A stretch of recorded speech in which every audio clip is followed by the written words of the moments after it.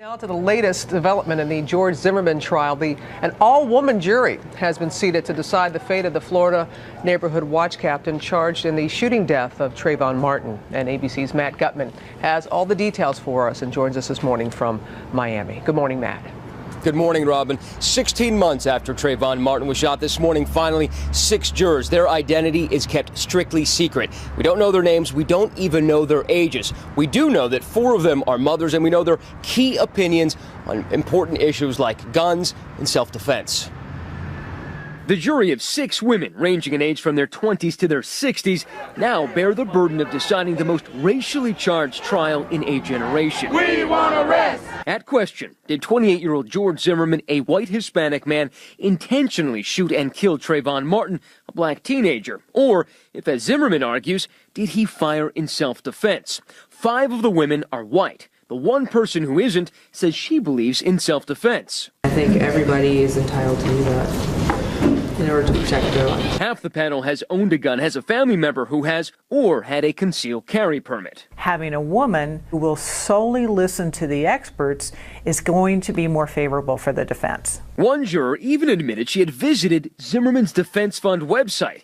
Prosecutors objected to her selection, but lost. That strike will remain. Still, experts say the jury may seem slanted in favor of the defense, but looks can be deceiving. Women do tend to have more sympathy, empathy for the person perceived as the victim. Zimmerman spent much of the last 9 days huddling with jury consultants and his lawyers, apparently playing an active role in choosing the women who will now decide his fate. And is this jury panel acceptable to you, sir?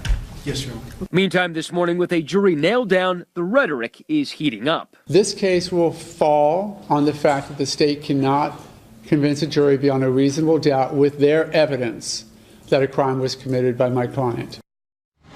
Now, this seems like a pretty homogenous group, but in their views and experience, they represent a broad cross-section of America. Now, these 6 women have been told to pack. They could be sequestered for up to 4 weeks during this trial. It starts on Monday, and George Zimmerman faces possible life imprisonment. Robin. Okay, Matt, we're going to bring in ABC News Chief Legal Affairs anchor Dan Abrams. Dan, how unusual for a single-gender jury, of course, in this case, all women. I've been covering high-profile cases for 20-something years. I haven't seen one in recent history. They've happened. I just haven't seen it. So it's definitely unusual to have all the jurors of one gender. But I don't buy into this notion of, well, because you have women, therefore it means blank. I just don't think that makes any sense. This is a very diverse group of women.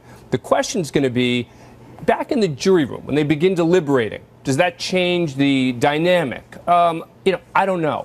But there's no question that in this case, prosecutors wanted men of color, the defense wanted white men. Neither got exactly what they were looking for.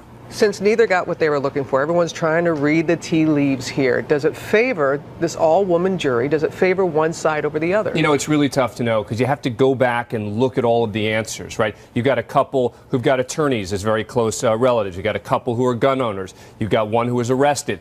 All these different experiences are going to be crucial in them reaching a verdict because we love to say it's all about the evidence.